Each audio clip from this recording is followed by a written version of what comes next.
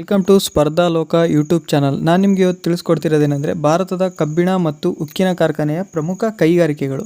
ಭಾರತದಲ್ಲಿ ಒಟ್ಟು 9 ಬೃಹತ್ ಕಬ್ಬಿಣ ಮತ್ತು ಉಕ್ಕಿನ ಕೈಗಾರಿಕೆಗಳಿವೆ. ಅವುಗಳಲ್ಲಿ ಮೊದಲನೇದು ಟಾಟಾ ಕಬ್ಬಿಣ ಮತ್ತು ಉಕ್ಕಿನ ಕೈಗಾರಿಕೆ. ಇದು ಜಾರ್ಖಂಡ್ನ ಜಮ್ಶೆಡ್ಪುರದಲ್ಲಿದೆ. ಎರಡನೇದಾಗಿ ನೋಡೋದಾದರೆ ಇಂಡಿಯನ್ ಐರನ್ ಮತ್ತು ಸ್ಟೀಲ್ ಕಂಪನಿ. ಇದು ಪಶ್ಚಿಮ ಬಂಗಾಳದ ಬರ್ನಾಪುರದಲ್ಲಿದೆ. ಮೂರನೇದಾಗಿ ನೋಡೋದಾದರೆ ವಿಶ್ವೇಶ್ವರಯ್ಯ ಐರನ್ ಮತ್ತು ಸ್ಟೀಲ್ ಕಂಪನಿ. ಇದು ನಮ್ಮ ಕರ್ನಾಟಕದ ಭದ್ರಾವತಿಯಲ್ಲಿದೆ. ನಾಲ್ಕನೇದಾಗಿ ಬಿಲಾಯಿ ಐರನ್ ಮತ್ತು ಸ್ಟೀಲ್ ಕಂಪನಿ. ಇದು ಛತ್ತೀಸ್ಗಢನ ಬಿಲಾಯಿಯಲ್ಲಿದೆ. ಐದನೇದಾಗಿ ರಾಕ್ಕೆರ್ಲಾ ಸ್ಟೀಲ್ ಕಂಪನಿ. ಇದು ಒಡಿಶಾದಲ್ಲಿದೆ. ಆರನೇದಾಗಿ ದುರ್ಗಾಪುರದ ಐರನ್ ಮತ್ತು ಸ್ಟೀಲ್ ಕಂಪನಿ. ಇದು ಪಶ್ಚಿಮ ಬಂಗಾಳದಲ್ಲಿದೆ. ಏಳನೇದಾಗಿ ನೋಡೋದಾದರೆ ಬೊಕಾರೋ ಸ್ಟೀಲ್ ಪ್ಲಾಂಟ್. ಇದು ಜಾರ್ಖಂಡಲ್ಲಿ ಕಂಡುಬರುತ್ತೆ. ಎಂಟನೇದಾಗಿ ನೋಡೋದಾದರೆ ಸೇಲಂ ಐರನ್ ಮತ್ತು ಸ್ಟೀಲ್ ಕಂಪನಿ. ಇದು ತಮಿಳುನಾಡಿನ ಸೇಲಂನಲ್ಲಿದೆ. ಒಂಬತ್ತನೇದಾಗಿ ನೋಡೋದಾದರೆ ವಿಶಾಖಪಟ್ಟಣದ ಸ್ಟೀಲ್ ಪ್ಲಾಂಟ್. ಇದು ಆಂಧ್ರ ಪ್ರದೇಶದ ವಿಶಾಖಪಟ್ಟಣದಲ್ಲಿದೆ. ಇವೆಲ್ಲವೂ ಪ್ರಸ್ತುತ ಭಾರತದಲ್ಲಿನ ಕಬ್ಬಿಣ ಮತ್ತು ಉಕ್ಕಿನ ಕೈಗಾರಿಕೆಯ ಪ್ರಮುಖ ಕೈಗಾರಿಕೆಗಳಾಗಿವೆ. ಕೈಗಾರಿಕೆಗಳ ಪರಿಚಯ. ದೇಶದಲ್ಲಿ ಪ್ರಥಮ ಉಕ್ಕಿನ ಕೈಗಾರಿಕೆಗಳು 1870ರಲ್ಲಿ ಪಶ್ಚಿಮ ಬಂಗಾಳದ ಕುಲ್ಟಿ ಎಂಬ ಪ್ರದೇಶದಲ್ಲಿ ಸ್ಥಾಪಿತವಾಗುತ್ತೆ.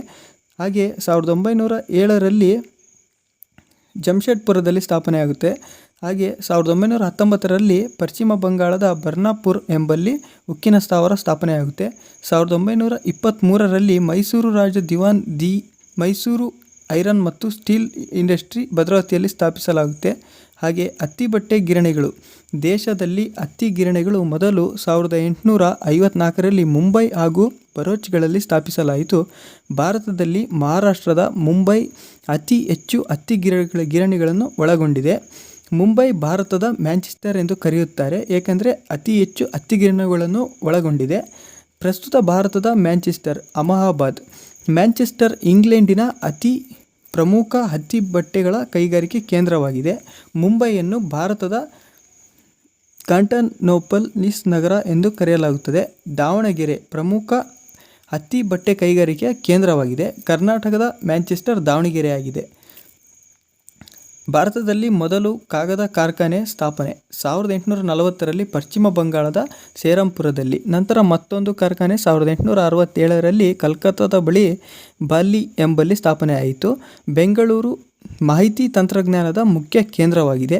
ಭಾರತದ ಸಿಲಿಕಾನ್ ಕಣಿವೆ ಅಥವಾ ಸಿಲಿಕಾನ್ ಸಿಟಿ ಎಂದು ಬೆಂಗಳೂರನ್ನು ಕರೆಯಲಾಗುತ್ತದೆ. ಭಾರತ ಸರ್ಕಾರ ಜೈವಿಕ ತಂತ್ರಜ್ಞಾನ ಇಲಾಖೆಯನ್ನು ಸ್ಥಾಪಿಸಿದ ವರ್ಷ ಯಾವುದೆಂದರೆ 1986ರಲ್ಲಿ ಸ್ಥಾಪನೆ ಮಾಡಲಾಗುತ್ತೆ. ಇಸ್ರೋ ಭಾರತೀಯ ಬಾಹ್ಯಾಕಾಶ ಸಂಶೋಧನಾ ಸಂಸ್ಥೆಯಾಗಿದೆ. ಇಸ್ರೋ ಸಂಸ್ಥೆಯು 1969ರಲ್ಲಿ